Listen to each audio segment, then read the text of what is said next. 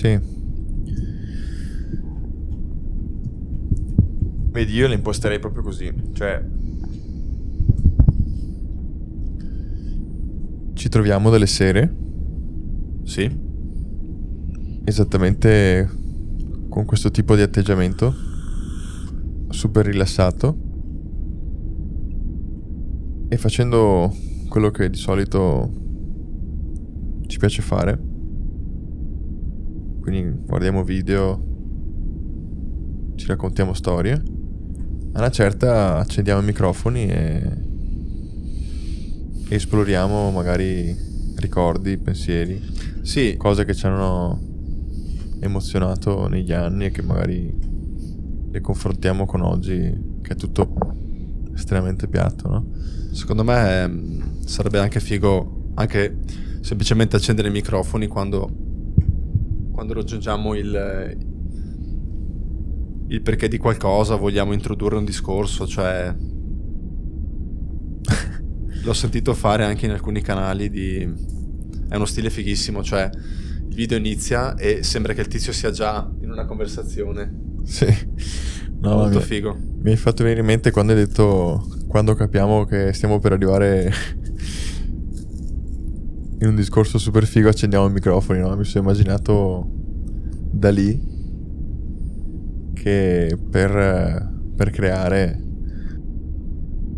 le sue opere in un periodo un po' particolare della sua vita, insomma, si metteva il campanellino sopra un ginocchio e si metteva su una poltrona, e appena sentiva suonare il campanellino, che significa semplicemente che il campanellino era caduto a terra, era perché lui aveva preso sonno ed era nella sua fase REM, e svegliandosi, sentendo il campanellino, si sarebbe subito messo a realizzare le sue opere. Quindi quando ti ho detto accendiamo i microfoni quando siamo nel nostro hype del ragionamento, mi è fatto venire in mente da lì, così, in preda a chissà quale acido. Pazzesco. Non lo sapevi? Quindi Ovviamente la storia l'hanno spiegata in chissà quale altre 1000 salse, ma il concetto era proprio che lui costruiva a tavolino lo stimolo per creare, e lo stimolo lo trovava nell'esplorazione, cioè durante la sua mega esplorazione dell'inconscio, insomma. è assurdo, quindi No, ma io immagino lui appena sveglio così, wow, cosa devo fare? Quindi Orologi molli. è come se per noi quando capiamo che il campanellino si è attivato accendiamo i microfoni. Era un po' Sì, quello il magari punto. io preferisco una cosa un po' più genuina, nel senso, senza passare per quel tipo di cose. Sì, chiaro. Però ha portato i suoi buoni risultati, ecco. No, è una roba assurda quella lì, perché vuol dire che ti rendi conto che la tua creatività non la sblocchi così, cioè a schiocco di dita. È qualcosa che segue ritmi particolari, e se riesci a individuare delle situazioni nella realtà che favoriscono la creatività, o comunque riconosci dei pattern anche naturali, e poi li puoi sfruttare. E lui sfruttava la fase REM, Sì, ma infatti cioè lo stato mentale in cui ti trovi quando sei nella fase REM. sì, ma poi ci ricolleghiamo anche al discorso dell'altra sera, che era quella di evitare di dover per forza dipendere da un rituale o comunque a un qualcosa di elaborato e non naturale che puoi trovare nella normalità, ecco. Cioè ricondurre a quel tipo di rituale la creazione di un qualcosa. Quindi immaginati se da lì dipendesse da quel gesto, e magari la realtà dei fatti è che lui non aveva neanche tempo di rilassarsi, entrare in quel tipo di mood, e quindi non aveva tempo per creare, ma Doveva dipendeva da forzare. quel format. Cioè lui magari non riusciva a costruire o a immaginarsi nulla se non attraverso- passando in quella fase. Chiaramente non è questa la realtà, però sì, il discorso dell'altra sera nostro era di riuscire a svincolarsi il più possibile da Sì, cose dalle quali dipendi per costruire e esatto, creare. cioè lo svincolare la propria creatività dal pensare che per attivarla siano necessari input esterni o di un certo tipo. Sì, secondo me da vedere un po' come... Cioè, questa è una presa di posizione, cioè lo capisci che è così e che non può essere così. E poi c'è anche l'aspetto della realtà dove a volte un po' è così, Sì, ma mi è venuto ma in un mente modo... Need for Speed Underground 2 e quella spinta in più è il NOS, cioè la tua macchina è comunque Sì. una supercar della Madonna, super figa con i neon ovunque, ma quando accendi il NOS e decidi tu quando accenderlo, perché è in quel momento in cui sei già lì vicino alla vincita, non è che accendi il NOS appena partito in una gara, no? Cioè quando sei alla fine, che sai benissimo che o tu o lui, allora lì che dai la spinta. Esatto. E quindi quella spinta, riuscire a utilizzarla in maniera consapevole, secondo me è la svolta. Altrimenti dopo diventa uno spreco e un'abitudine. Cioè dal rituale passa un'abitudine di merda come tutte le altre. Un vizio, un'abitudine che comunque ha una connotazione negativa per me, no? Cioè per quanto possa essere figo il vizio, comunque non lo so, mi fa pensare a qualcosa dal quale non riesci a staccarti. Cioè, ad Sì. esempio, parlando cicca elettronica, ok? Se la vedi più come una passione o un vizio? Cioè una cosa che ti piace fare o ne sei comunque dipendente? È un po' entrambe le cose, nel senso che, cioè, ne sono dipendente. Chiaramente sono dipendente, però... Ma anche sei mi dipendente piace dal gesto o No, dalla sostanza, dalla credo. sensazione? Credo di essere dipendente dalla sostanza nicotina. Cioè, Sì, sono ma dipendente forse- dalla nicotina, ma ho legato intorno a questo rituale, diciamo, di dipendenza anche cose piacevoli, cioè nel senso fumare la sigaretta elettronica con il caffè è una cosa che farei anche se non fossi dipendente. Cioè, comprerei una sigaretta elettronica e la userei solo in quei momenti. Ma sai che cazzo in Picard c'è un personaggio che adesso ovviamente non mi ricordo il nome, tipo Rolly, Jolly. sì, la tipa coi capelli ricci super sporchi che viene presa da Picard mentre era nel deserto a fare chissà Sì. cosa e lavoravano assieme. Tipo una sua ex collega. Sì, bravissimo. Sì. Ma lei ha tipo un vaporizzatore in Picard. Ogni tanto Sì, si è gira vero. e si fa delle svappate incredibili. È vero. Niente, mi è venuto in mente queste cicche elettroniche di oggi come siano entrate anche in prodotti televisivi. Cioè, Ambientati nel futuro.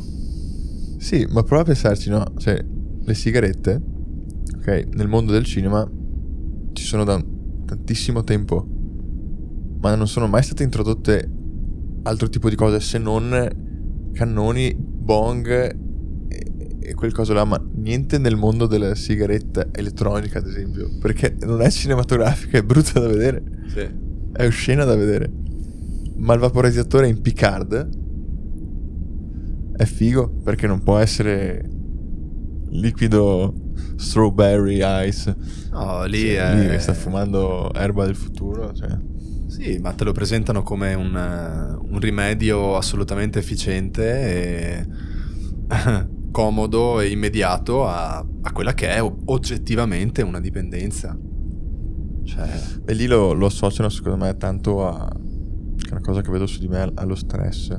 sì. Cioè ci sono situazioni di Star Trek in generale, ma parlando adesso di Picard, dove loro stanno facendo cose assurde e quindi anche i loro corpi, i loro volti sono distrutti e lei sta facendo semplicemente quello che noi umani facciamo oggi. Siamo stressati, ci accendiamo la Esatto. cicca, quindi ci stanno dicendo in maniera non esplicita: guardate che siamo sempre noi ma in un'altra era.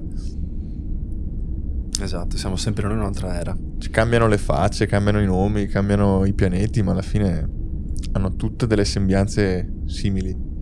Sì, cioè se pensi nel senso, è giusto, no, la campagna del eliminiamo le dipendenze e tutto quanto, ma il punto è che per arrivare in un momento sociale dove c'è talmente serenità che tutti che non sentiamo più il bisogno delle dipendenze è assurdo. Cioè, per arrivare lì, per arrivare a guadagnarsi quel tipo di serenità mentale non è facile, quindi siamo stressati. Cioè è una specie di circolo vizioso, e quindi una volta che sai di avere quel vizio, diciamolo, chiamiamolo così, una volta che sai di avere quel vizio, almeno cerchi di renderlo più intelligente o di contenerlo. Cioè rendi la nicotina, cioè separi la nicotina dalla combustione. Alla fine sono tutte piccole innovazioni. Mi sono venuti in mente 2 input, però farò fatica a ricordarli entrambi contemporaneamente, quindi partirò da uno. Il primo è il più semplice perché riguarda ancora Picard, l'altro invece è più generico. Proverò a ricordarli. Vabbè, ma il discorso che stiamo facendo quindi è di come tu ti stai immaginando proiettate su uno schermo le dipendenze di oggi trasformate in un'epoca diversa dalla nostra, proiettata nel futuro, no? Esatto. Quindi saranno identiche ma un po' più tecnologiche, più che alla fine intelligenti. non è che sia tanta innovazione da quel punto di vista, perché è un vaporizzatore. Sì. Esiste da un bel po' di anni anche qui. Ma il bello è che comunque di fondo c'è una base di creazione di dipendenza a tavolino. Cioè chi ti sta facendo vedere quel prodotto, dove ipotizzano in che modo le dipendenze saranno manifestate, chi sta creando il prodotto che ti permette di farti questo trip ti sta rendendo dipendente dal suo prodotto. Sì, è vero, cioè potrebbe anche esserci. Sì, se vista così è come se l'imprenditore che fa quel vaporizzatore elettronico ti dice: guarda, non ti preoccupare se fra 1000 anni avrai questa dipendenza, ci sarò io. Quindi secondo me salvarti il se culo. tu da quella scena hai intravisto una cosa che fa parte della sceneggiatura, cioè come vogliamo farvi vedere le dipendenze nel futuro, io oggi ti dico: guarda come oggi invece trasformano nella realtà dei fatti una dipendenza, ovvero tu che guardi questo prodotto in maniera contemplativa. Cioè stiamo sfruttando dei prodotti di intrattenimento per costruirci teorie e darci delle risposte. Sì. Cioè what the fuck? Ma Sì. siamo noi così o chi ha creato i prodotti di riflessione? Penso entrambe le cose, nel senso che Cioè stanno messi così quelli che stanno dietro le quinte a questi prodotti. secondo me è un insieme delle cose. Cioè chi crea, chi immagina il prodotto, quello che poi dice attraverso il prodotto lo dice sì creandolo a tavolino, ma è qualcosa di, cioè deve avere un piglio con la realtà attuale, e quindi se vengono posti certi quesiti o certe domande è probabilmente perché è quello che noi ci aspettiamo di vedere. Forse sono risposte, non dico insite, ma che ci stiamo già ponendo e che loro colgono l'occasione di Ma secondo me ci dare sono una loro stati, interpretazione o risposta. ci sono stati più personaggi, sono sicuro di questo, che negli anni sono arrivati a delle conclusioni e hanno sentito visceralmente l'esigenza di spiegarle le conclusioni alle quali erano arrivati, e hanno deciso di spiegarle attraverso gli strumenti che avevano. C'è chi l'ha fatto con l'arte, c'è chi l'ha fatto con la musica, che comunque rientra nelle arti, o con il cinema, o con la voce semplicemente, o con il proprio pensiero o un credo, ma tutti comunque erano convinti di essere arrivati alla conclusione, cioè alla spiegazione, alla verità, no? Esatto. Quindi insomma ci sono N registi, perché adesso siamo in tema cinematografico, N registi che sono arrivati a delle risposte, hanno fatto il film che dava tutte le risposte che noi esseri umani possiamo averne bisogno per capire veramente tutto, ma non abbiamo capito un cazzo nonostante abbiamo visto il film. Sì, questo è Cioè, un grosso problema. Immaginati lo smarrimento che deve avere una persona che a un certo punto decide di dire tutta la verità, ma deve per forza nasconderla all'interno di una scatola che sia bella da vedere, perché la verità magari non sempre è bella. La nasconde lì dentro sperando che qualcuno la noti per la sua essenza, ma quello non avviene, perché oggi nel 2023 non abbiamo ancora capito un cazzo. Sì. Ci sono infiniti prodotti che invece spiegano, ad esempio Jim Carrey che a un certo punto sbatte la testa addosso a un muro che lui vedeva come orizzonte. C'è anche dopo quel film, solamente se prendessimo il pubblico americano, se solamente loro avessero capito tutto dopo quel film, non saremmo arrivati fino a qui oggi. Esatto. E invece non abbiamo capito un cazzo, ce l'abbiamo visto come un film, bravo regista, bravo l'attore. Ma lui ha distrutto Jim Carrey, cioè della sua carriera, è distrutto quell'uomo perché ha capito tutto.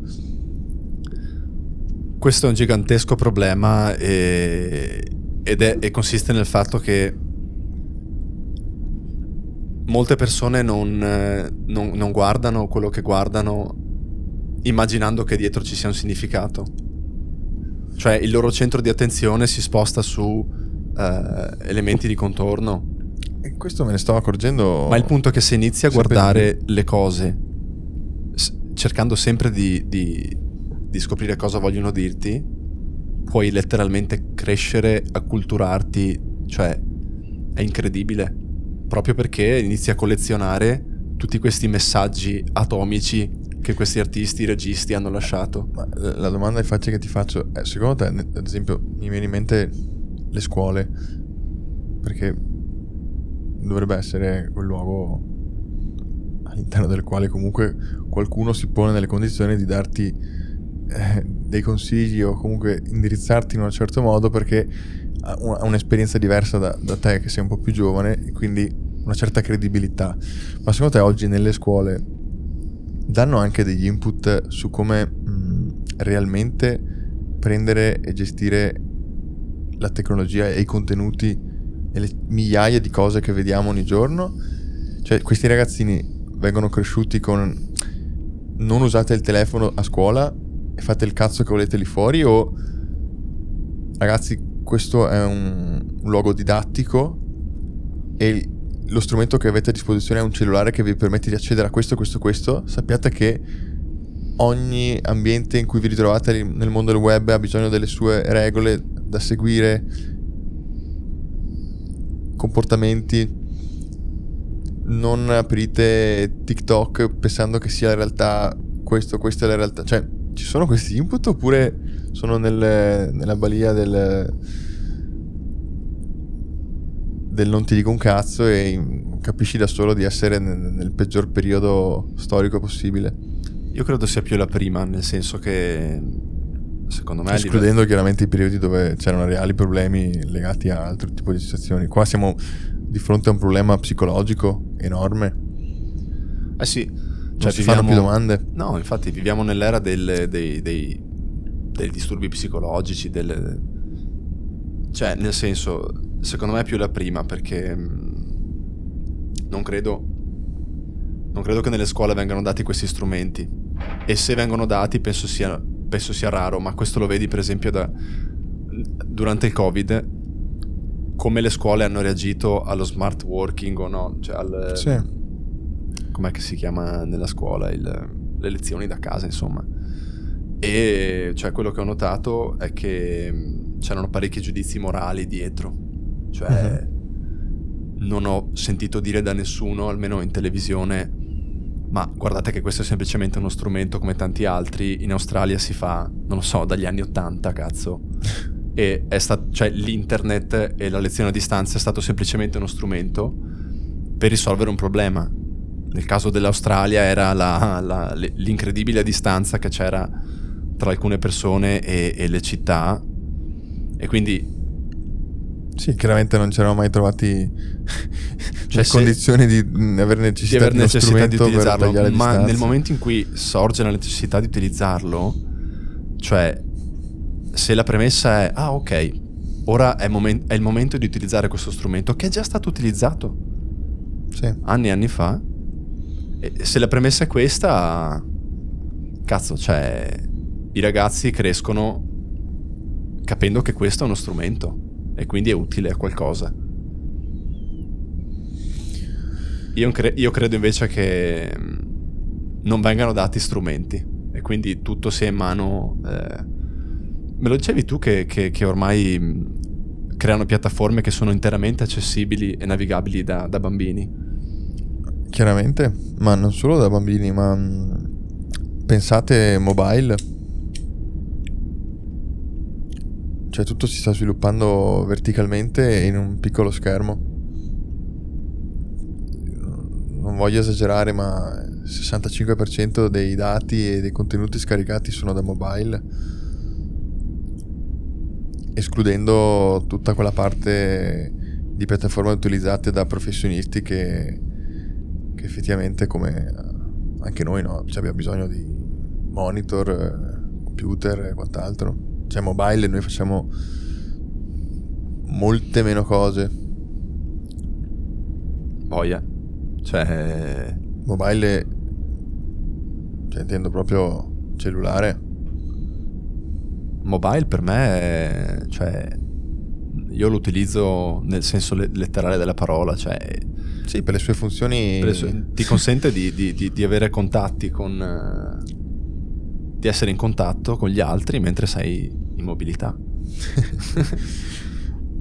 Sì, oggi invece ti consente di fare il cazzo che vuoi anche negli ambienti in cui dovresti fare altro ma ti stai annoiando, ed è uno strumento accessibile, piccolino, che puoi nasconderti Sì, ovunque. ma quello, esatto, quello è vero, è così, viene usato come strumento nel momento in cui ti stai annoiando e penso che sia una cosa che non può essere cambiata ormai. Cioè una volta che abbiamo questo strumento lo impieghiamo per riempire il tempo. Il punto è che magari invece che riempire quel tempo per perderlo, guardi un video, un contenuto che di qualità superiore. Sì, ma è semplicemente il fatto, cioè questo nasce perché hai l'opzione, no? Cioè, io posso ascoltare una lezione noiosa di un docente in un posto che devo frequentare, quindi magari un'aula all'interno di un'università,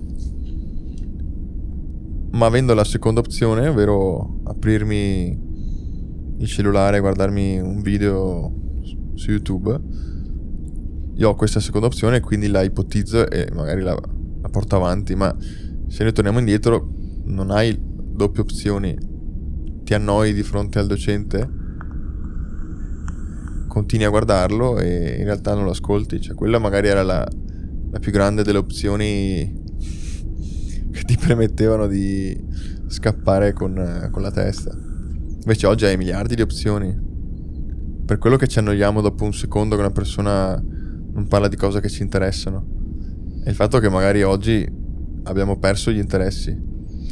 Sì, abbiamo perso gli interessi perché gli interessi si stanno omogeneizzando. Cioè sono il frutto di qualcuno che ti influenza a interessarti di qualcosa. Esatto. Il famoso mega argomento influencer. Esatto. Cioè partiamo tutti ormai da una base culturale bene o male omogenea.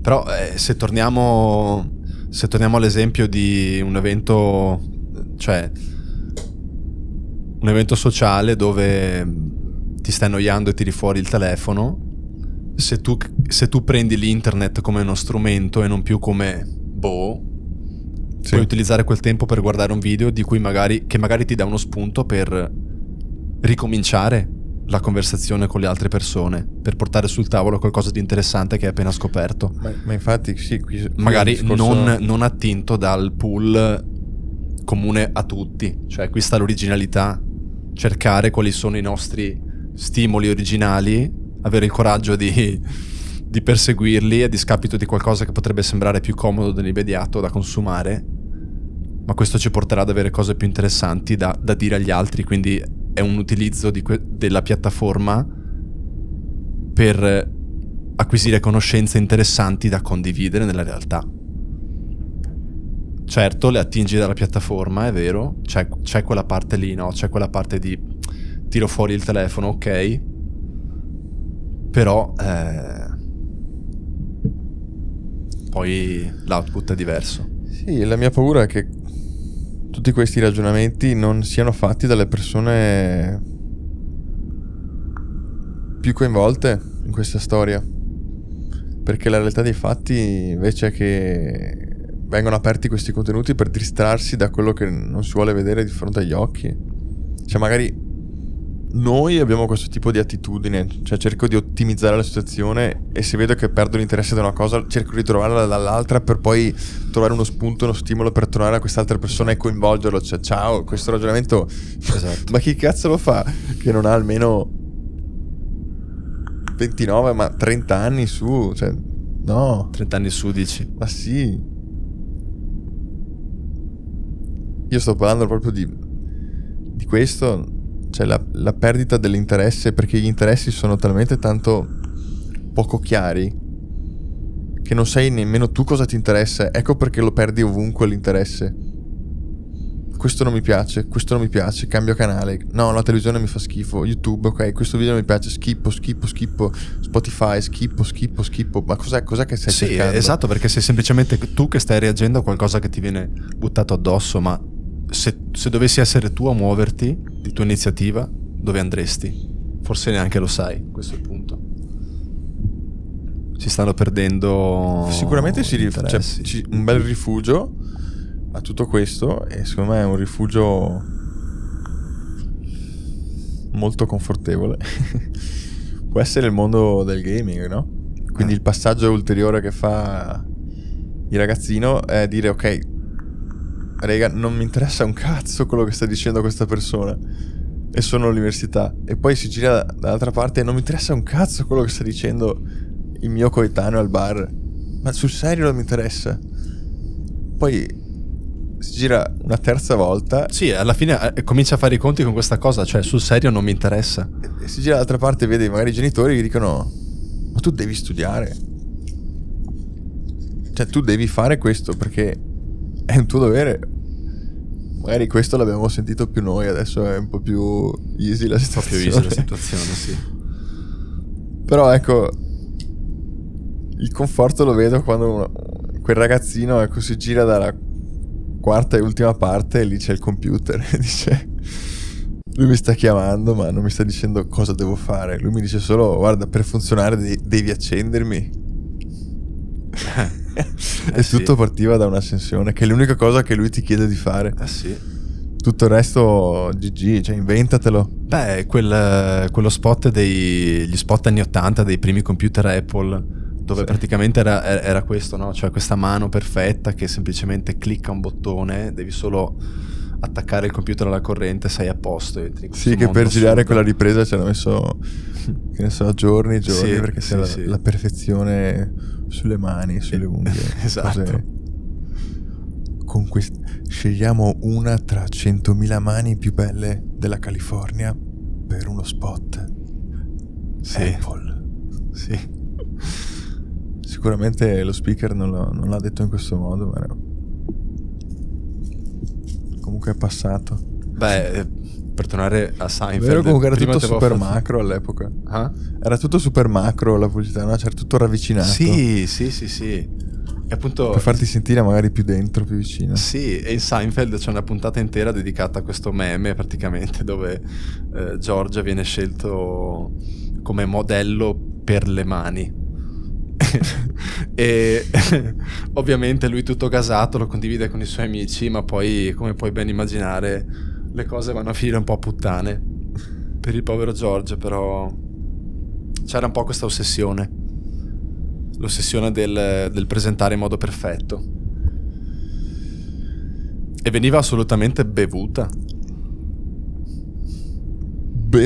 anzi direi che sinceramente era anche iconica, cioè gli è scappata di mano la situazione. Sì.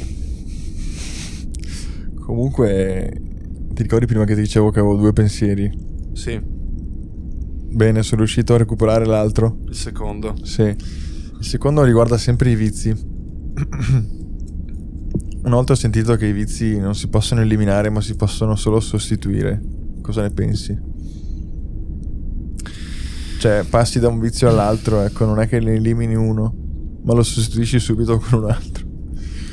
Sì, se parliamo di vizi come... Sì, vizi minori, chiaramente. Ok, cioè se andiamo nel metafisico e parliamo anche di routine mentali che possono essere viste come vizi, ti dico sì, questa regola vale sempre e comunque, cioè tutti avranno per sempre dei vizi e non faranno altro che sostituirli. Sì, io parlavo proprio di concretamente, ad esempio... Se parliamo di vizi materiali... Sì, ti impegna, cazzo ne so, super elementare, ti impegna a non fumare cicche, bene, è probabile che magari inizierai a bere un bicchiere di vino in più la sera. Cioè sto dicendo proprio cose super basic. Sì, cioè i vizi non puoi eliminarli, li sostituisci. Sì, diciamo che la tendenza degli esseri umani credo sia quella. Cioè a me succede spesso, sente che a me piace fare super sfide, un anno senza carne, un anno senza alcol. Non te ne ho neanche mai parlato. Vabbè. Beh sì, sono sfide, ok. appunto. Ma mi succedeva quasi sempre che appunto smettevo di fare una cosa ma la sostituivo con un'altra, sì. Ma anche più morbosa probabilmente.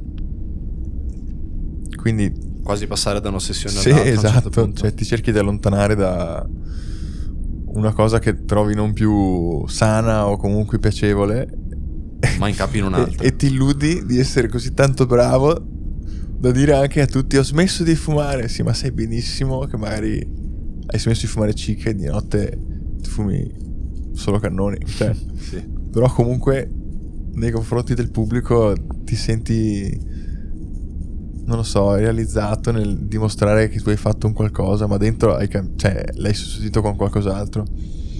Sì, penso sia una cosa che facciamo in continuazione. Ma sì, ma sai quante persone magari ti dicono guarda, sono a dieta, ho perso 8 kg, ma in realtà non sta dicendo ho perso 8 kg e sono felice, ma chissà cosa invece ha preso, ok, che non vedi. Sì. E lì non voglio neanche dilungarmi.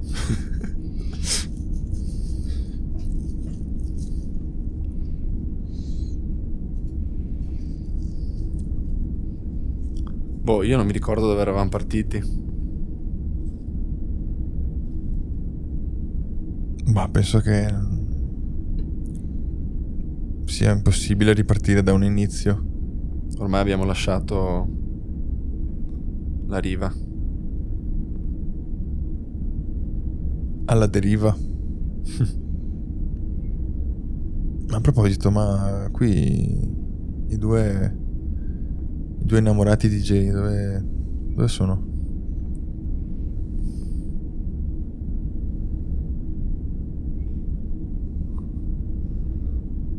Sono ancora qui, cazzo. Ma da quanto è che stanno avanti? Perché è ancora fermo lì il sole. 43 minuti. Su un'ora e 12. Loro stanno mangiando di continuo comunque.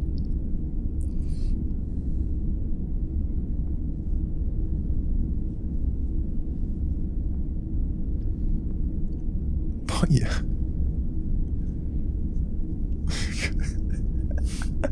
Pozzoidi.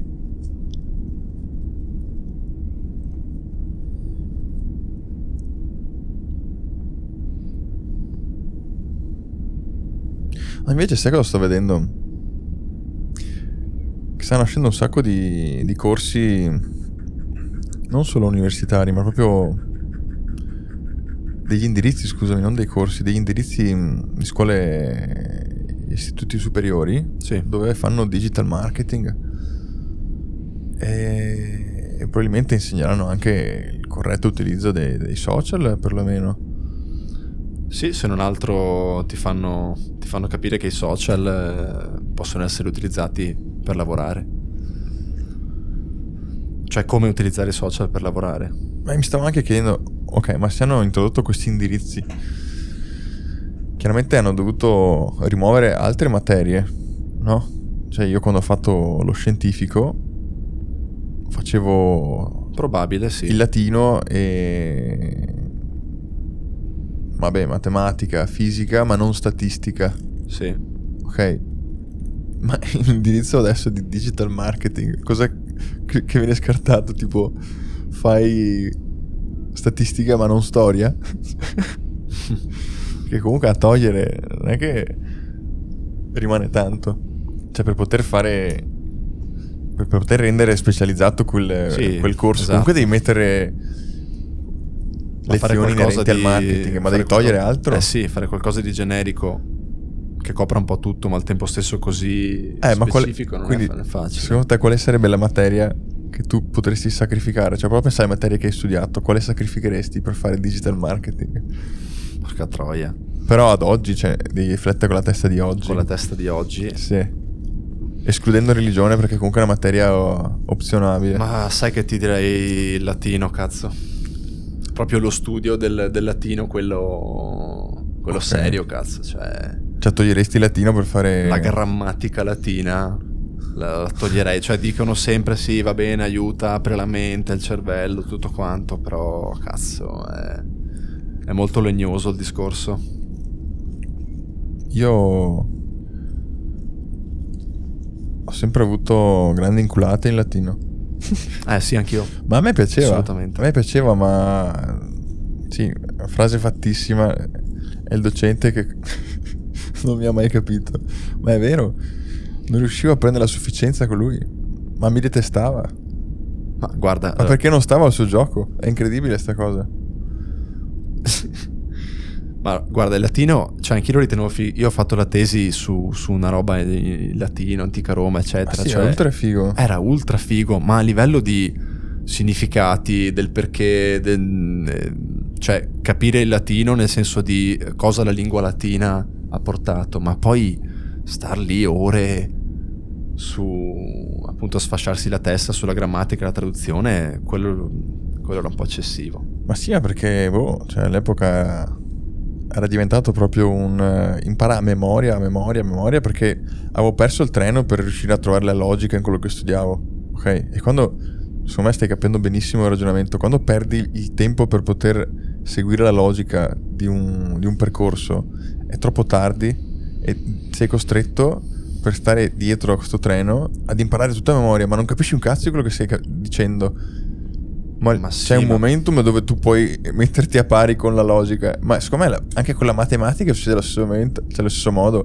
Hai 5 anni di matematica alle superiori, ma è tipo al primo anno, all'inizio del secondo, che devi stare attento per trovare la chiave di lettura per tutto il resto, se no sei fottuto. Sono le materie antiche, quelle che era un vezzo praticamente, cioè sapere la grammatica latina non è altro che un vezzo. È un'attività non per forza cruciale, cioè ma nel senso, Poi io l'ho trovato figo comunque studiarlo allo scientifico. no, ma infatti, cioè vorrei precisare, cioè per quanto fossi scarso. il messaggio di quel certo filosofo che ha scritto in latino, ultra mega figo, più che farmelo imparare facendomi penare ore sulla grammatica. Cavolo, prima spiegami sto messaggio. Ma penso che sia stato veramente raro quelle volte. Cioè non ho ricordi di trip mega galattici da parte dei professori o docenti su delle versioni tradotte. Cioè, penso che era mero infatti. traduco quello che tu non capisci e io sono l'insegnante e sono più grande di te, ti dico se è giusto o è sbagliato, ma non stai neanche a chiederti cosa stai leggendo. Tu qui devi imparare a tradurre. Non me ne frega un cazzo che Cesare è stato qua, è stato là. Esatto. È tristissimo. È tristissimo, cioè io poi ti imparo anche a tradurre, però cazzo, prima coinvolgimi, cioè dimmi wow, guarda che sto messaggio è fighissimo. Perché poi sono messaggi che le persone vanno poi a scoprire più avanti nella vita.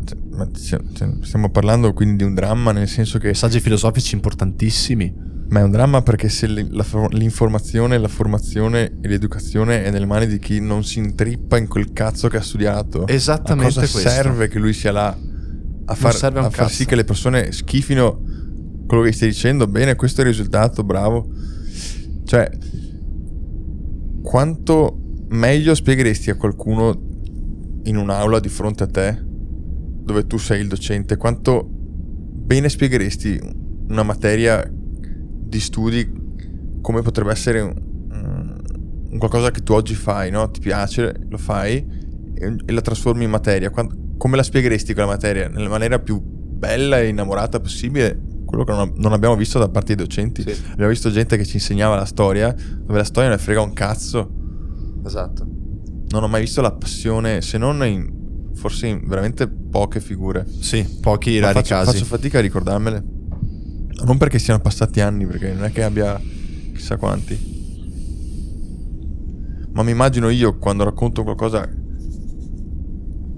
che mi appassiona e non l'ho mai visto da parte di un insegnante. Sì, perché il problema è E che più avanti andavo l'istruzione, a studiare, peggio andava.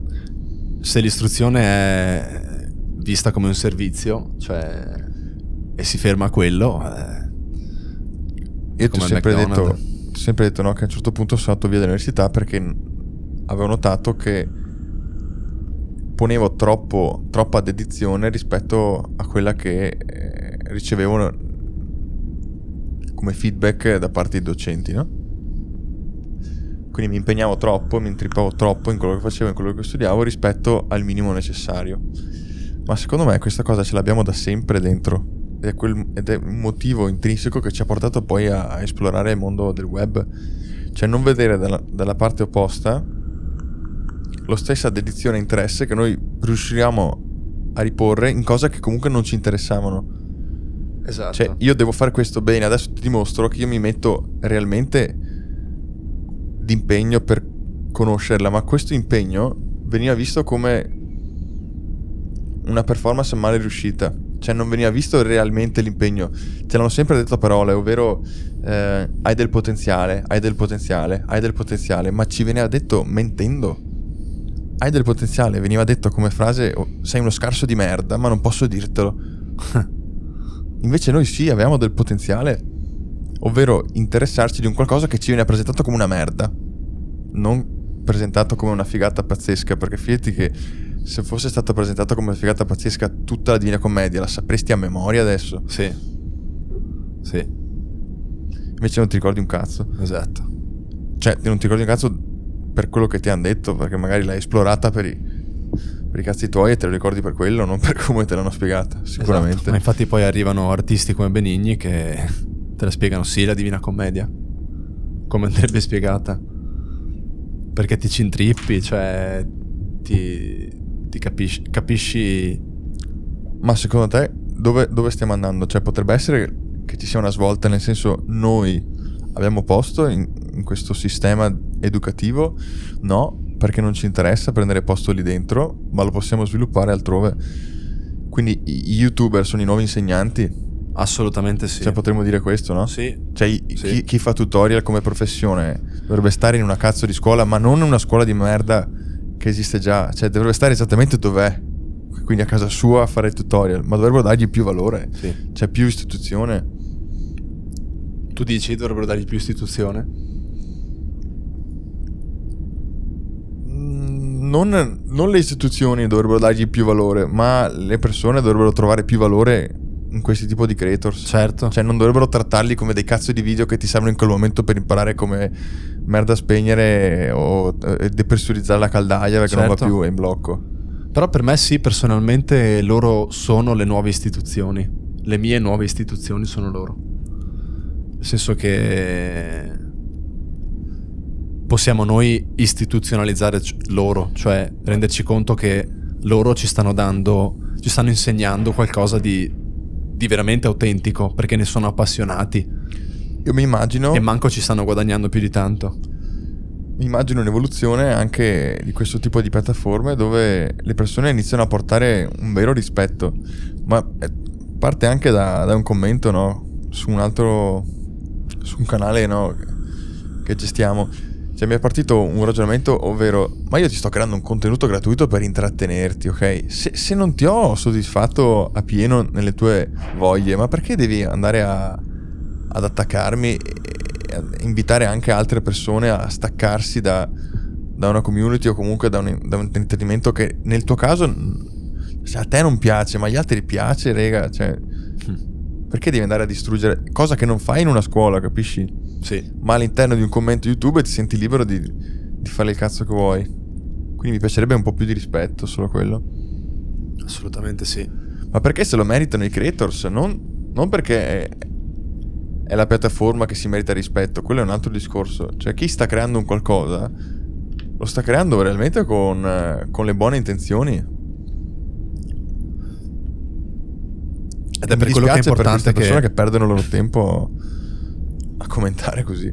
Ma è per quello che è importante che sempre più persone comincino ad esplorare i propri interessi, i propri veri interessi, e quindi pian piano uscire da questa realtà omogeneizzante e dire: ma a me cosa interessa? Perché ci sono centinaia di migliaia di creators assolutamente appassionati che sono lì pronti con contenuti incredibili, che sono lì per essere pescati, e sono contenuti che migliorano letteralmente la vita di chi li guarda. Cioè c'è gente che veramente ha questo come obiettivo su YouTube, di migliorare la tua vita che lo guardi, perché sa che questa cosa potrebbe portarlo al successo, ma non per forza di tipo economico. No, è semplicemente il loro motivo per il quale si svegliano. Cioè, come tantissime persone si svegliano per andare a fare un qualsiasi lavoro in questa società, loro si svegliano per fare la loro di attività. Esatto. È estremamente logico come discorso. E se sempre più di noi cominciamo a imparare, crescere, a supportarci da creator a creator, poi a lungo termine, a un certo punto, tutte le cose che scopriamo e che impariamo le applicheremo anche alla natura. Cioè vedo magari in un distante futuro un graduale ritorno poi alla natura, al sociale, quello vero, autentico, nelle piazze, che ormai si è un po' perso, no? Forse si è visto col Covid, in pieno Covid. Esatto. Ma poi si è ritornato. Esatto. Adesso internet schifo. c'è, i social ci sono e sono giganteschi, cioè non possiamo negare l'esistenza o non possiamo illuderci che tutto possa finire così. Ma ok, internet c'è, utilizziamolo. Magari è tempo di apprendere, di imparare, di condividere arti, di far rinascere anche l'arte in un certo senso, no? Cioè oggi davvero tutti hanno la possibilità di far vedere la propria arte. Questa è una cosa estremamente positiva. Quindi abbiamo la possibilità di farlo perché conosciamo lo strumento, dici? Sì, ma c'è bisogno di gente che vada poi a caccia di quell'arte. Sì, ma l'abbiamo già detto, è un richiamo che sentiamo dentro. Sì. Che abbiamo bisogno di esplorare. Perché comunque per un po' di tempo è rimasto un po' in sordina. E l'abbiamo invece declinato in gaming puro. C'è la nostra chiamata, no? Che è quella di far capire ciò che abbiamo vissuto e farlo capire in una chiave anche estremamente logica, raffinata e anche coinvolgente.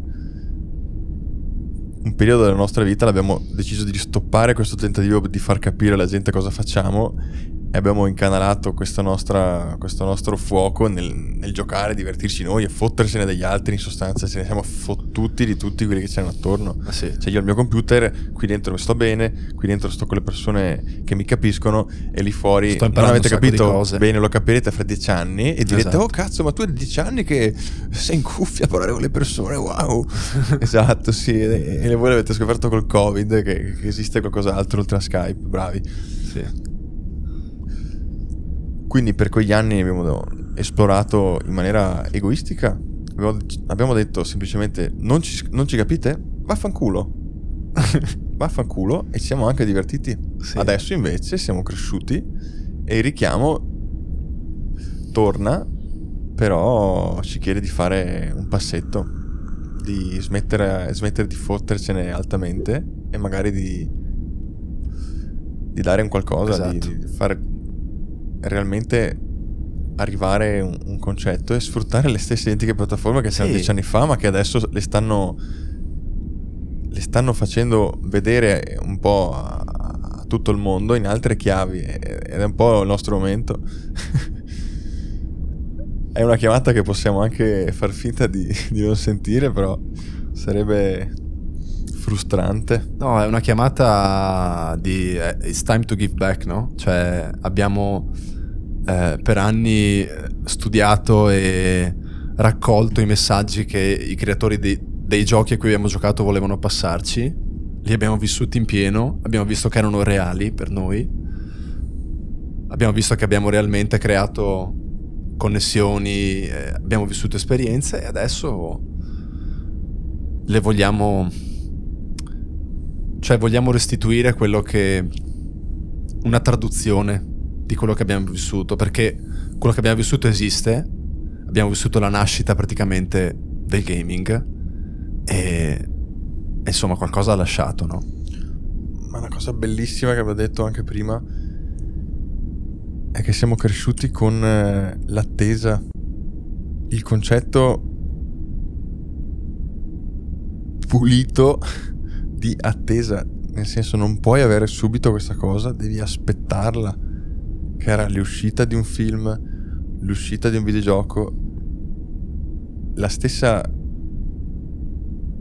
velocità di rete, no? E l'attesa di dover stare lì ad aspettare che il file finisse lo scaricamento o che come fallisse. la palla di Diablo che faceva Mamma vedere mia, il la palla di caricamento Diablo della rossa. patch. Lì... Ecco, io penso di aver lì sviluppato un senso di angoscia per quella schermata, Sì. che quando invece dopo anni ho rivisto quella schermata e ho visto quanto poco fosse durata, cioè con una connessione veloce quella schermata dura mezzo secondo, Sì, mezzo secondo. Invece da bambini, cazzo, passiamo veramente Sì, forse non delle ore, ma forse anche sì, perché andavamo via. Sì, quei pochi megabyte di patch, quel che era. Sì, ma si potevano tornava passare delle ore, sperando che quella percentuale maledetta e quel liquido che era sangue, sì. Era tipo blu. Era blu? Era blu, mi pare che fosse un'ampolla che si riempiva di blu. Ma sì, ma c'erano 1000 ampolle, perché poi c'era 1000 ampolle. Sì, ma per noi era nuovo il concetto di download, patch, aggiornamenti, quindi poteva essere che finita quella palla ne partiva un'altra con un'altra scritta e gli diciamo questo cosa significa? E poi l'angoscia più grande invece ce l'ho con l'altra schermata, che è quella del portone. Porca puttana, il portone. Cioè il caricamento classico di Diablo. Sì. E lì non so in quale periodo, in sostanza capivamo da subito se si stava buggando il gioco, se il portone non si apriva entro X secondi, che comunque erano tanti, capivamo che dovevamo spegnere e riaccendere il computer, tipo. Sì. Quel portone di merda che non si apriva. Sì, eravamo abituati veramente all'attesa. Ma era cioè, io me la ricordo come una cosa che accresceva il valore, cioè rendeva la cosa che aspettavi ancora più grande quando arrivava. ma poi il concetto è che in quegli anni si rendeva l'attesa ultra mega figa, perché quando tu accedevi a Battle.net, ti ricordi, entravi in questa sorta di interfaccia assurda dove eri collegato insieme ai giocatori che venivano dagli altri reami. Quindi tu ti connettevi da Diablo, vedevi quello che era connesso da StarCraft con un altro avatar. Sì, ma non ci spiegavamo nemmeno noi come fosse possibile. No, infatti, cioè adesso lo capiamo dal punto di vista razionale, ma all'epoca io pensavo wow. Ma poi eravamo in due gatti. Sì, ma dicevi ma in tutto reame Europa, cos'era? Era Europa? Europa, sì, noi eravamo in Europa. Eravamo probabilmente in 10 persone collegate. Sì, ma poi potevi entrare nelle varie game. Esatto. E vedevi sto tizio a cavallo che veniva da Warcraft. Era un concetto assurdo, ed era assurdo che tu virtualmente potevi prendere e cominciare a chattare con queste persone in qualsiasi lingua tu volessi. E sì, forse da lì abbiamo iniziato a sviluppare il concetto di dover capire le dinamiche di un gioco e quindi iniziare a capire che c'è un ecosistema in ogni gioco diverso. Quindi in Diablo abbiamo capito che funzionava a stanze, che potevi proteggere e renderle private con una password. Quindi il concetto di ricordarsi una password da inserire per accedere a una scatola. Poi arrivare anche al concetto di quella scatola è nel mondo dell'internet, che era ancora così strano per noi, e quindi può sparire e può succedere anche a tua insaputa e non puoi prevederlo. Qui il concetto anche di crash. Sì. O se esci e rientri per più volte consecutive con il tuo stesso personaggio, dopo un po' si bugga il sistema e non puoi più accedere al server, quindi accettare anche il fatto di dover aspettare di nuovo, quindi di nuovo il concetto di attesa, perché hai sbagliato, e funziona così. Adesso devi aspettare che si sblocchi la situazione. Adesso sono cazzi tuoi che hai sbagliato. E poi l'abbiamo rivisto, il concetto di capire l'ecosistema, poi l'abbiamo visto in qualsiasi altro gioco, ed era fighissimo perché ogni volta che cambiavi gioco cambiavi anche setting mentale, ma non solo setting mentale, ma entravi proprio nel personaggio, anche perché abbiamo sviluppato il concetto di io che creo un alter ego con un nickname e ho delle caratteristiche che impersono anch'io mentre gioco. Cioè, noi mentre giocavamo a Age of Empires comunque eravamo tanto piccoli, non è che ci stavamo immaginando di essere lì con loro a combattere, ma quasi. Era una figata quando Giovanna d'Arco interveniva e dicevi cazzo, ma lei l'ho letta a scuola l'altro giorno. Sì. O il contrario, a scuola l'insegnante ti parlava di Giovanna d'Arco e tu dicevi beh, ma io la conosco già perché l'ho vista in Age of Empires. Sì. What? E se lo dicevi al tuo compagno di banco ti guardava e ti diceva ma cosa stai dicendo? Age of Empire chi? Sì, comunque a manetta. Anch'io mi impersonavo nel tipo il Sid, no? Cioè, io vivevo le battaglie con loro e stavo male quando morivano, tutte queste cose qui. Cioè, quando ti sedevi davanti al computer e cominciavi a giocare a un certo gioco, entravi completamente lì. E poi, almeno io, cioè, quando smettevo di giocare, ero convinto di aver vissuto una certa emozione. Cioè, nella mia testa dicevo, vedi cazzo come si sono sentiti i soldati nel Vietnam. Adesso a distanza di 20 anni inizio a riflettere su chi ha scritto i giochi, perché chiaramente mentre ne sei fruitore da bimbo non ti poni nemmeno le domande ok, ma questo è un dialogo scritto da una persona, è uno sceneggiatore, è uno scrittore, è un ma la voce è uno speaker, non ti fai queste domande, ma nemmeno ti godi il prodotto, perché non è che da bambini noi leggevamo tutti i discorsi o ascoltavamo le conversazioni, no, noi volevamo giocare, quindi andare avanti. Sì. Quindi il gioco era se andava avanti qualcosa. Se invece non procedevi con una missione o con un livello, eri fermo nel gioco. Quindi la nostra attrazione che ci portava a accendere il computer era per andare avanti. Sì.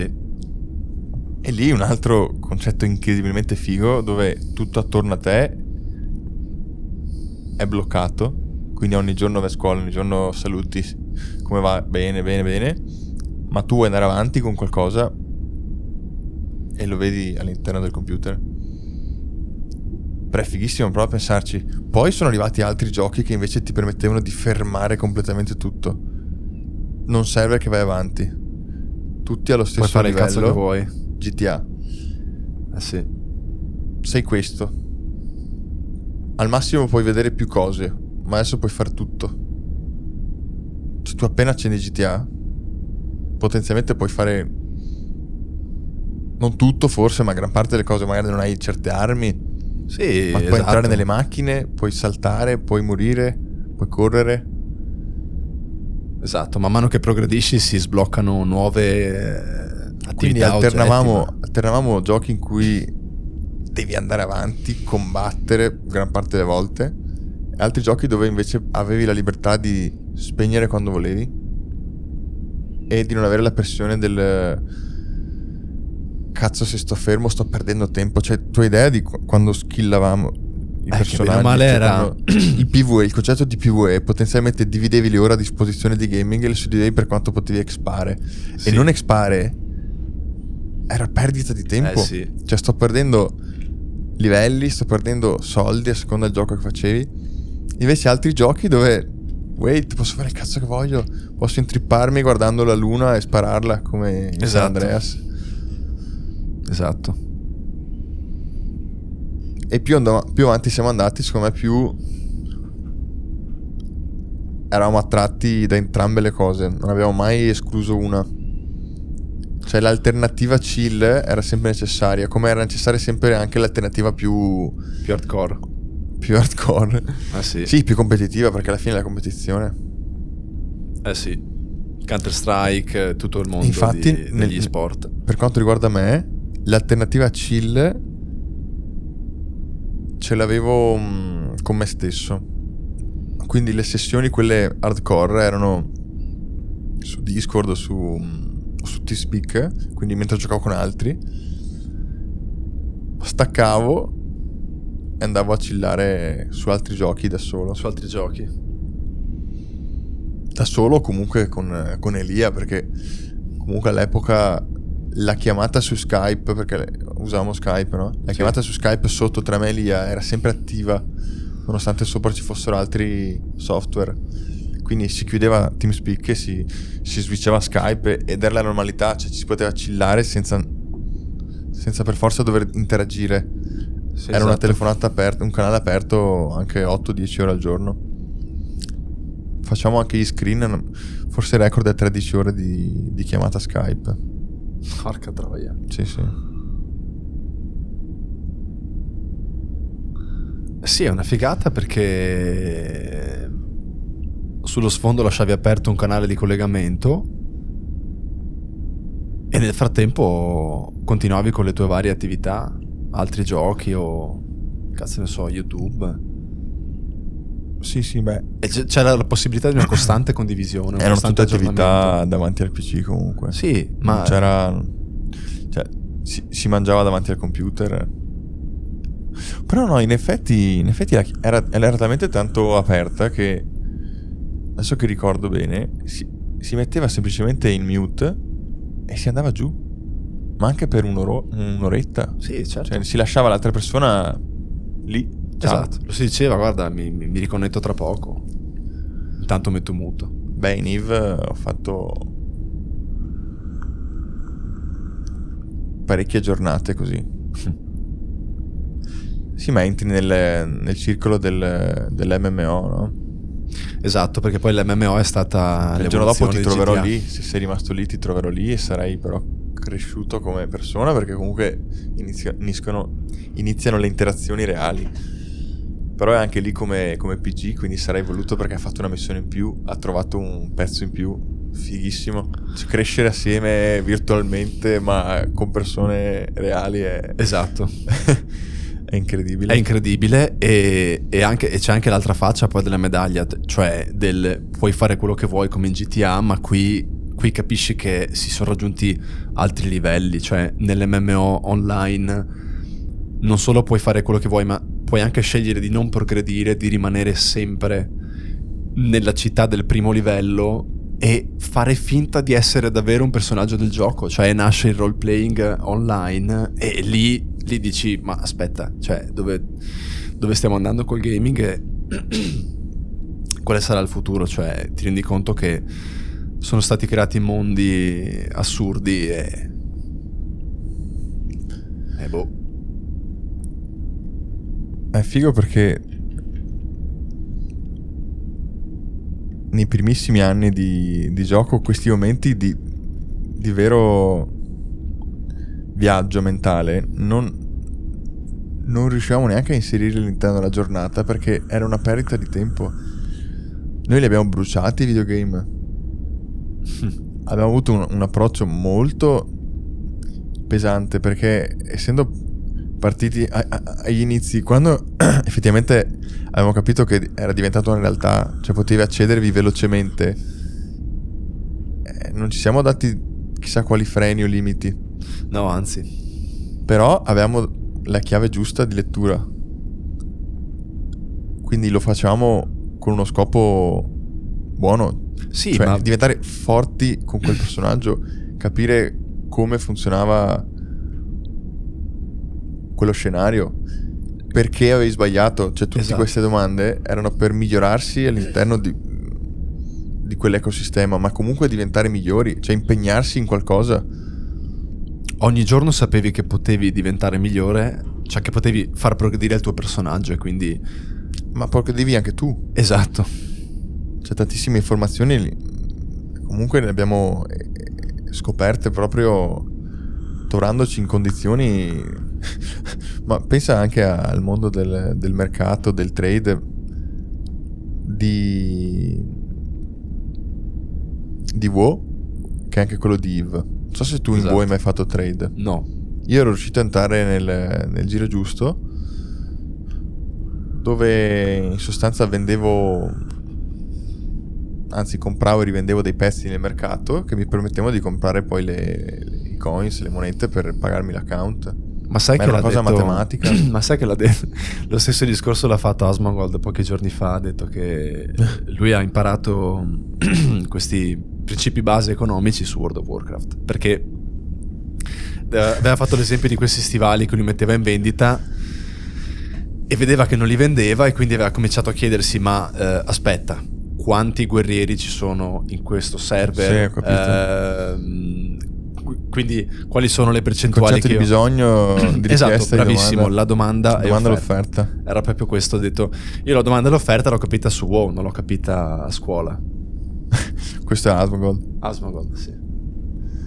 Beh, e poi l'abbiamo esplorata in EVE nella maniera più atroce. E lì Abbiamo appunto fatto quel passo in più rispetto agli stivali dei guerrieri, ovvero sì. le munizioni kinetic. Ha senso metterle in vendita in questo sistema dove le navi utilizzate sono immuni a queste munizioni? No. Però lì, ecco, noi ci siamo arrivati che comunque eravamo ancora ragazzini, però sono concetti belli tosti, che poi te li porti, puoi esplorarli dopo nel mondo del lavoro e hai delle basi che hai percepito con degli schemi, delle figure, delle immagini che te l'hanno ben impresse nella mente. Cioè il concetto è chiarissimo. Bene, adesso spiegatemi matematicamente qual è il discorso. Ma noi abbiamo dei concetti e non è poca roba, no.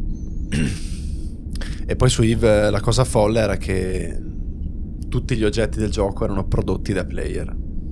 Cioè sì, quello è il concetto di blueprint, cioè dare la possibilità a chi gioca di poter replicare ciò che il creatore ha realizzato all'inizio. Cioè ti dà le blueprint, appunto, e poi sì, e vedere gente che è un Minecraft, cioè puoi costruire dentro. Sì, e vedere che c'era gente che passava le ore, le settimane, i mesi soltanto a raccogliere materiali, a sminare materiali per produrre, che cazzo ne so, munizioni e pezzi di navi. Cioè dici, ma aspetta, c'è qualcuno che lo fa veramente? Era assurdo. Non sono mai immaginato i garage di EVE Online appena hanno fatto partire il server, erano vuoti, cioè c'era solo la Concorde in giro, tutte le astronavi non esistevano. Beh, sì, se non c'erano soldi, sì. Cioè quando il day one la gente ha iniziato a smissionare, in sostanza, a fare soldi e a iniziare a costruire le navi. Ma quello che effettivamente stavi dicendo, sì, tutto quello che c'è sì. è stato costruito, sì. ma partendo proprio dalle navi. Sì. Il primo Titan a essere... Ma infatti sì, EVE Online è stato più un esperimento sociale che altro. Ecco, in EVE Online ho anche imparato il concetto di buddy program, ovvero io ti invito a crearti l'account e iniziare a pagare una piattaforma e entrambi avremo un vantaggio. Principalmente chi invita al vantaggio anche economico, o il vantaggio maggiore, chi riceve l'invito ha un vantaggio splittato. Quel concetto che ormai esiste praticamente in ogni piattaforma, cioè gran parte delle piattaforme hanno un sistema di buddy program per svilupparsi, per creare network, e quella per la prima volta l'ho vista in EVE, che per assurdo è anche con qualsiasi operatore telefonico, se inviti un tuo amico a farti la SIM con il tuo stesso operatore, lui Hai un prende beneficio. 100 giga al mese. Ma per me la figata di Eve è stata che, cioè, appunto, tornando al discorso dell'inizio, cioè, mentre nella società ti sentivi dire ma che cazzo fai, cioè, nel senso, il modo di vivere la vita è questo, EVE Online era una campanella d'allarme che ti diceva non per forza, cioè, c'è sto tizio che invece sta lì tutto il giorno a fare questa cosa apparentemente senza senso, ma se così tante persone si trovano qui e fanno queste cose e stanno qui ore, un motivo ci sarà. Magari non so ancora quale, ok? Magari passo le ore qui senza chiedermi bene perché, però è comunque una spia che mi dice ma siamo sicuri che sia solo questo il modo giusto di fare le cose, il modo di vivere? Perché c'è un mondo che solo io conosco, perché solo io e qualche altro pazzoide esploriamo, però so che esiste.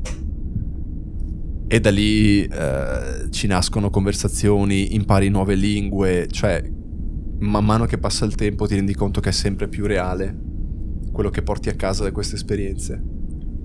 E quindi arrivi a capire che non era tempo buttato, ma che semplicemente stavi praticamente studiando.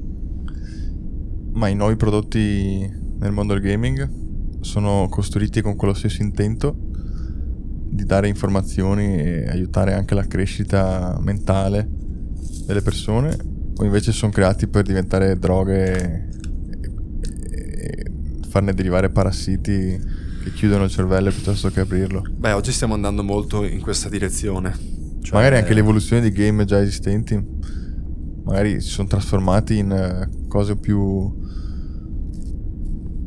commerciali o meno didattiche dai punti di vista che abbiamo toccato prima. Assolutamente. Quindi sì, la risposta è il mercato adesso è ben diverso, salvo magari qualche titolo che comunque porta avanti la sua filosofia. Secondo me il mondo Blizzard è ancora, in alcuni prodotti è ancora sano sì, a livello di storie perlomeno, non di esatto, di retroscena. Sì, bene o male i giochi che hanno fatto sono sempre quelli, non è che non hanno mai fatto chissà quali grossi stravolgimenti o manovre puramente economiche, cioè sì, hanno esplorato, stanno esplorando, con Diablo Immortal hanno fatto un bel colpo dal punto di vista incassi mobile, cioè hanno creato anche loro le loro belle macchinette, però cercano perlomeno sempre di farlo in un contesto artistico super ricco ed elaborato. Io penso ancora a tutti i dialoghi o tutti i monologhi di WoW, cioè quanti cazzo di testi ci sono, cioè quante parole sono state scritte in quella storia, ma è infinito. E non riesco a immaginarmi oggi appunto qualcuno che crea un nuovo prodotto e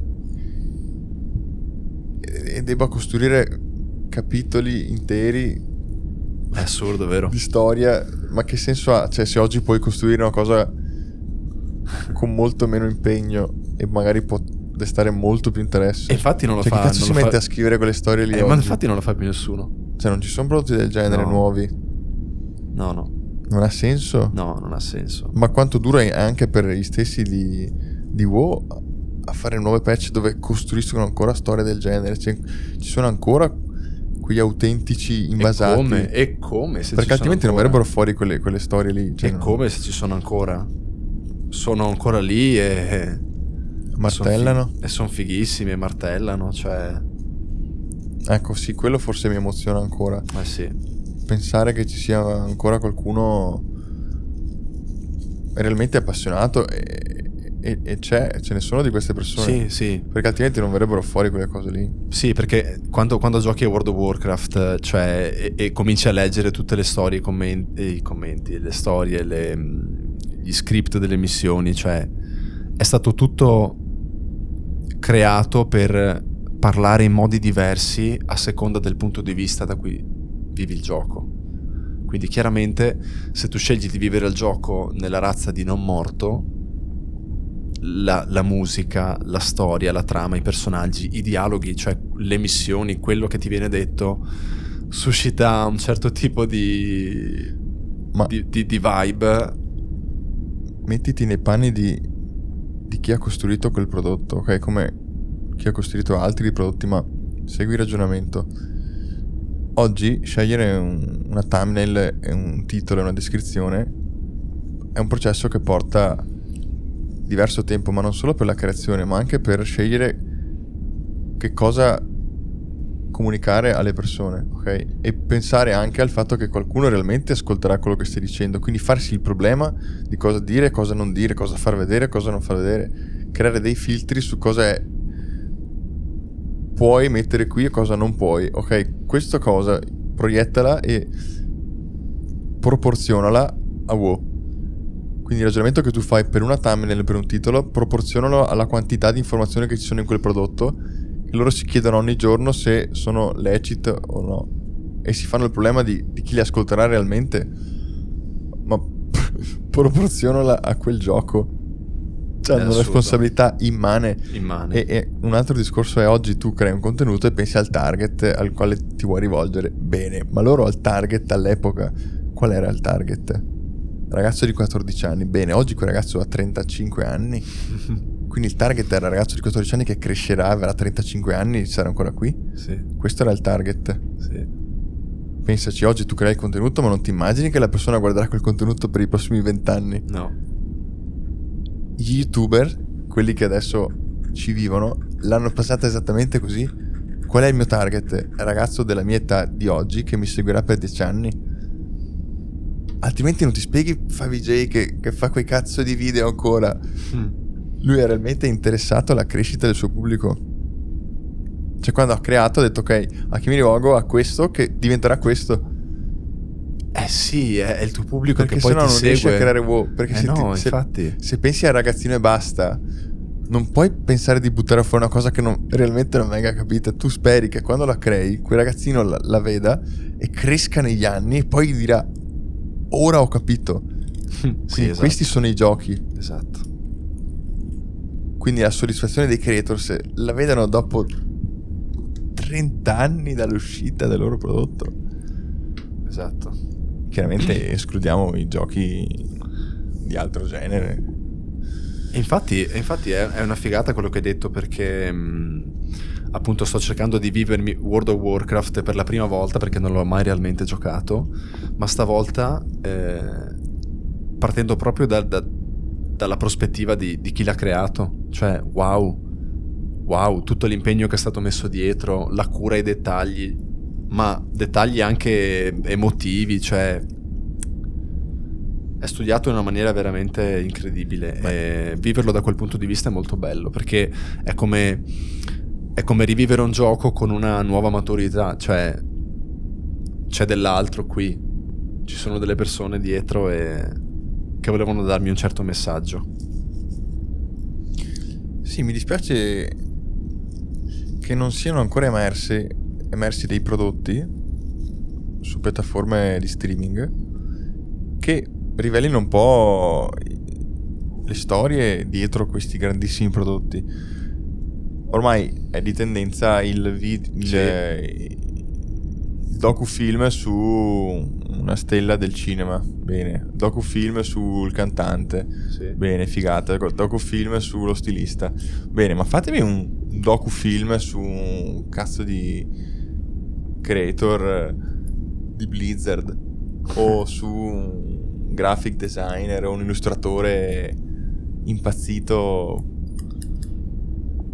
che ha disegnato, che ne so, Viandante Oscuro. Beh, guarda, su YouTube c'è tutta una... Ma non frega un cazzo a nessuno della massa, probabilmente, quindi non lo fanno, ma che fastidio. no, infatti, su YouTube c'è tutta una nicchia di persone di pazzi che fanno dei mini documentari di loro spontanea volontà su questi creator che vanno a chiedersi, che vanno a indagare, insomma, a scoprire in dettaglio, in profondità, quello che c'è dietro la creazione dei videogiochi. Ci sono quelli che lo fanno andando a vedere il codice del gioco, quindi dal punto di vista informatico, quelli che lo fanno dal punto di vista artistico. Ma sai che adesso E che non è mainstream. ultimamente sto seguendo la comunicazione di Blizzard sui social e loro in realtà hanno gli headquarters che spingono un sacco sul coinvolgimento della community, nel ricevere persone, fare un tour all'interno dell'azienda, tutte queste cose qua. Sì, sono molto in linea con le piattaforme, perché alla fine nel momento in cui inizi a comunicare su questo tipo di social è richiesto quel tipo di intrattenimento, e quindi di conseguenza lo porti avanti. Cioè, il fare il tour fighissimo dell'azienda Blizzard e postarlo sulla bacheca è tipico della piattaforma. Cioè, fino a X anni fa era riservato a quel pazzo che si presentava davanti a... Esatto. davanti ai portoni dicendo vi prego fatemi entrare. Adesso invece sì, taggami che ti riposto nelle stories. Cioè, ma cos'è? Sì, esatto. Una volta era più il sogno che si avverava del nerdone pazzo che veniva fatto entrare, e ci facevano anche il film, poi il filmetto. Ma GameStop esiste ancora? Ma sai che non lo so. Cioè, ha avuto un sacco di problemi. Ma anch'io ho sentito che ha avuto dei problemi. Mi sa che ha chiuso. Non lo so.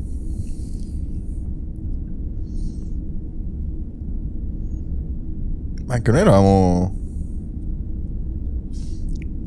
bel appuntamento GameStop, ma non compravo mai un cazzo. Vero che andavo a GameStop ma non compravo mai niente? Sì, l'unica roba che abbiamo comprato tipo 5 volte è stato Half-Life per PlayStation 2. Sì. L'avremmo comprato per 4-5 copie. Sì, ma ti ricordi perché? Che lo distruggevamo ogni volta. Per qualche motivo cadeva la PlayStation o... ma era... Insomma, si graffiava il disco. Era sopra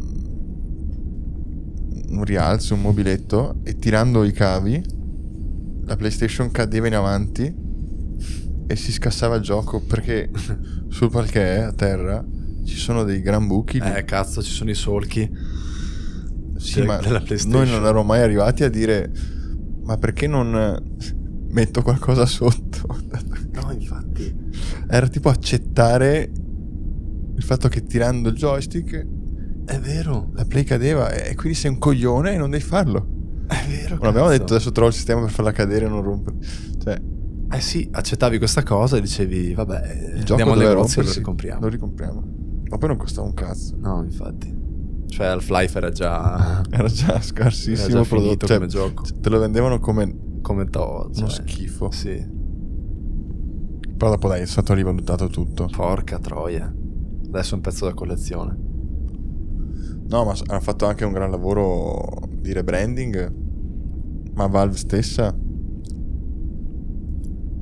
anche tutto il concetto di Steam, cioè, è diventata una piattaforma competitor a un certo punto. Steam, dove la gente navigava, c'erano prodotti interessantissimi. Cazzo. Ma Oggi ti ricordi è che la Steam più inizialmente grossa. lo conosciamo noi e ci sembrava di aprire un'app aliena? Sì. E invece stavano costruendo la più grossa piattaforma di acquisto di videogiochi. Adesso è la più grande? Sì. Beh, in effetti i competitors hanno I competitors pochi sono prodotti, cioè i loro prodotti alla fine. Sì, o relativamente. Cioè, Activision il più grosso competitor di Steam è Activision. No, Activision Blizzard hanno No. Blizzard Launcher. No, Activision, non Blizzard. Aspetta, prima di Activision Blizzard cosa c'era? Vabbè, Activision era per i cavoli suoi. Ma quando era per i cavoli suoi aveva i suoi titoli? Sì, Call of Duty. Ok. Sì. Poi No, il più grosso competitor di Steam è l'Epic Launcher, quindi Epic Games, quelli di Fortnite. Ok, ma sono tutti Epic Games però? No. Ah, Loro fanno stanno lo servizio- Sì, competono proprio Perché a Steam ha sbrego prodotti con- che non c'entrano nulla uno dall'altro, cioè non per Esatto, forza. non per forza. È un e-store, cioè Sì. Proprio uno negozio store, digitale. sì, è tipo un Amazon per i videogiochi, a tutti gli effetti. E nessuno mai si è messo contro, se ci pensi. Cioè non aveva senso. Esatto, cioè competere, ma No, se io penso alla guerra sullo streaming che ormai stanno aprendo, cioè ogni mega azienda apre il proprio servizio di streaming, se ci pensi. sì, ma è comunque anche il trend nei videogiochi, cioè bene o male adesso tutti si stanno aprendo il proprio launcher. Cioè si stanno Ma andando dove in quella vivi i tuoi direzione. prodotti? Sì, Quello dico. sì. Ma nessuno sta andando contro un mega bazar di prodotti. A parte appunto Epic Store. Ok. Loro sì. Anzi, loro stanno facendo una Ti è mai campagna capitato aggressivissima. di acquistare? Come? Hai mai acquistato dentro Epic Store? Sì, ho acquistato, adesso non mi ricordo neanche che cazzo ho acquistato, però loro sono molto aggressivi, nel senso che hai giochi gratuiti tipo ogni settimana. Ah, fanno i mega pack. Sì, cioè... 12,99 € hai 30 giochi. No, quello non lo so, però Beh, c'è hanno proprio giochi gratuiti. Sony fa così.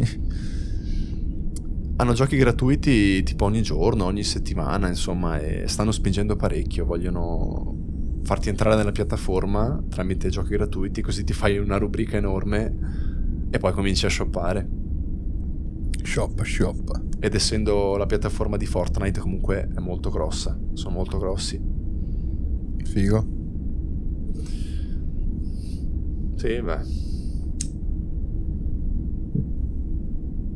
Ma sinceramente ad oggi non so neanche se c'è ancora quel gusto di farsi i PC, queste cose qui. Cioè io lo vedo dei Twitcher perché hanno veramente degli aeroplani, hanno delle macchine fighissime, vedo delle cose assurde, però non sono troppo piccoli quelli che hanno quelle cose lì No, assurde. è una cosa di nicchia. Cioè ormai il PC gaming figo sta C'è il diventando quasi un laptop. concetto da studio, più che da... Ma ci sono anche i portatili Sì, destinati già, al gaming. sì, però Sì, sono boia. scrausi. No, ci sono... Beh, c'è Dave2D, lo youtuber tech. Sì. Lui fa un sacco di contenuto sui portatili gaming e ci sono dei portatili assolutamente fenomenali, cioè Assolutamente assurdi, era più bello. sono assurdi. Tipo tutto il discorso Alienware. Adesso un po' tutte le aziende fanno versioni gaming.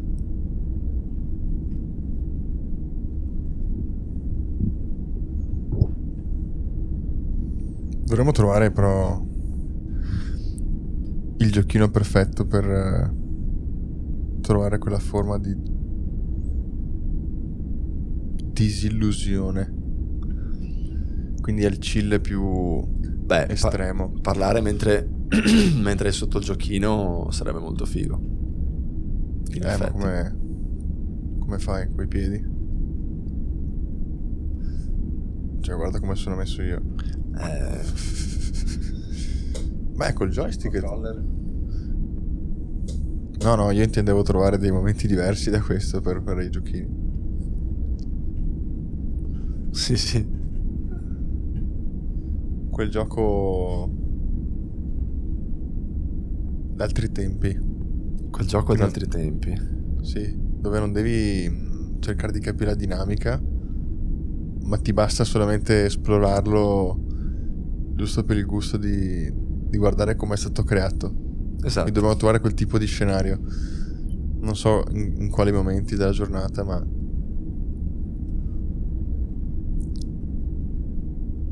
cosa che ad esempio in Hearthstone non riesco a fare. No, Hearthstone ti richiede... Cioè ti richiede brain on. Esatto, brain on, massima attenzione, queste sono le Massima. regole, così si gioca e vince il migliore, cioè... Lo stai portando avanti? Adesso ho rallentato un po', ma comunque ho avuto il desiderio di giocare in questi giorni. Però mi dà ancora quella sensazione iniziale, ce l'ho ancora perché realmente è simile, perché non sapevo giocare all'epoca, non so giocare oggi. Mi dà quella sensazione di focolare acceso, sì, benvenuto in un ambiente dove vaffanculo, chiudi il cervello. Sì. Cioè, in realtà appena fai partire il game devi entrare in una modalità super accesa, quindi è tutt'altro che spegniti. No, è verissima però questa appena cosa. entri ti danno quella sensazione. È verissima questa cosa che stai dicendo, perché io Hearthstone lo vivo esattamente così, cioè Ma dovresti stare solo nel menu però per viverlo così. no, nel senso, mi chilla l'idea di passare 3 ore di Hearthstone, cioè l'idea è molto chillosa, perché quando premi play tu avvii questa sessione, questa rotella, ok? E sai di aver avviato una sessione di Hearthstone, come dire una sessione di scacchi, no? Cioè Sì. un gioco di scacchi, no?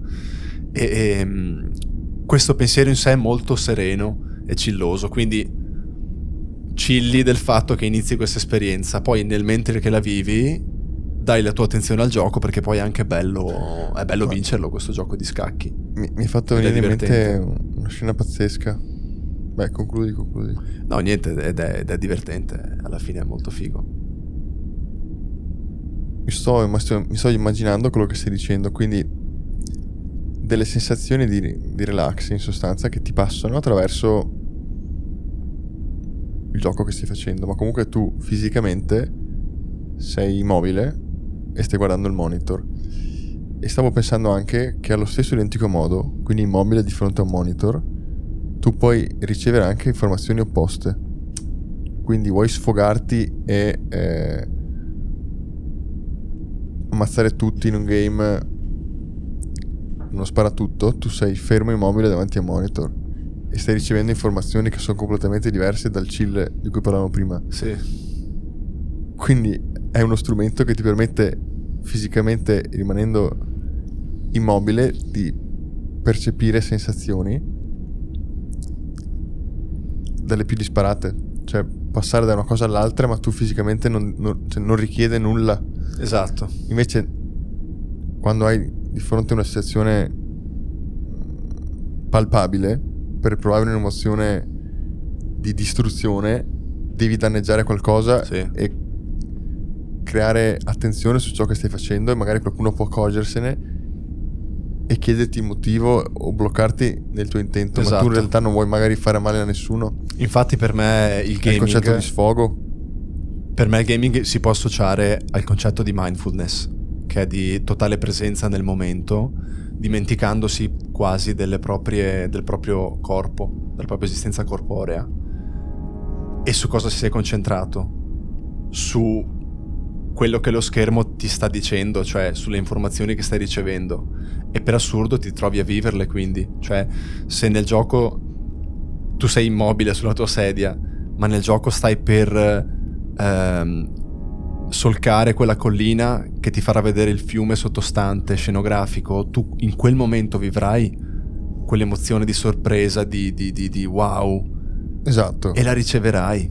Tu sì, te ne accorgerai, ma se qualcuno ti sta guardando non riuscirà mai a paragonare quella Esatto. sensazione tua di essere riuscito a superare il livello, solcare chissà quale mare. Non sarà mai paragonabile a chi ha appena vinto una medaglia d'oro Certo, di salto in alto. perché a meno che non sei tu ad esternare quel wow, cioè se lo vivi internamente, magari perché sei da solo, se uno ti vedesse da fuori non potrebbe mai Ma percepire. io parlo di sensazioni percepite. La sensazione che ha chi ha appena vinto la medaglia d'oro è paragonabile alla sensazione che hai avuto tu sbloccando Sì. o droppando un oggetto? Sì, assolutamente. Ok, ma se chi la vive dice assolutamente sì, perché chi la guarda da fuori non è in grado di credere a entrambi? Cioè, perché la gente fa fatica a immaginarsi che uno droppando un oggetto possa vivere una sensazione molto simile? Perché quello che sta vincendo la medaglia ha intanto un sacco di telecamere addosso e tutti lo stanno guardando, e in più manifesta fisicamente un qualcosa Ok, che... portiamo giù l'asta, nel senso, portiamo giù l'asta, non è più il salto in alto medaglia d'oro, ma è il calcio durante la partita del venerdì sera. Ok. Perché il tuo drop di un oggetto non estremamente raro, ma comunque raro, che ti fa emozionare, non riesce a essere percepito come una cosa simile al gol che ha fatto una persona il venerdì sera con gli amici, ma sarà sempre visto come una cosa inferiore, nonostante i due protagonisti, tu e chi ha segnato, dicono l'emozione è stata enorme, ma chi li guarda non crederà mai entrambi, crederà probabilmente di più a chi ha fatto il gol, a meno che non stai parlando con una persona che sa anche cosa Perché si è significa abituati droppare un ad oggetto. associare un certo tipo di reazioni e un certo tipo di... Cioè, se lui reagisce in un certo modo o esterna in un certo modo quello che sta provando, è più veritiero rispetto a uno che non lo sta esternando in quel modo. Perché stai pensando alla persona immobile, ma immaginati uno che inizia a saltare perché ha droppato un oggetto, cosa che è probabile. Ci sono dei sì, giocatori sì. che sono super... Cazzo, sì. Guardati Mr. Lama quando finalmente droppa l'oggetto più raro di Diablo 2. Cioè, impazzisce. Esatto, il concetto è proprio questo. Se fai vedere a una persona che non ha una certa elasticità mentale, fai vedere Mr. Lama che droppa quell'oggetto e si gasa così, e fai vedere uno che segna il gol al venerdì sera con gli amici e si gasa così, crederà di più al gol. Sì. Perché crederà che l'emozione che sta provando Mr. Lama non è allo stesso modo importante come una sensazione reale su un campo da calcio, per esempio. Ed è molto triste. Sì. Ma allo stesso tempo anche più figo, perché teniamocele per noi alla fine queste cose. Sì.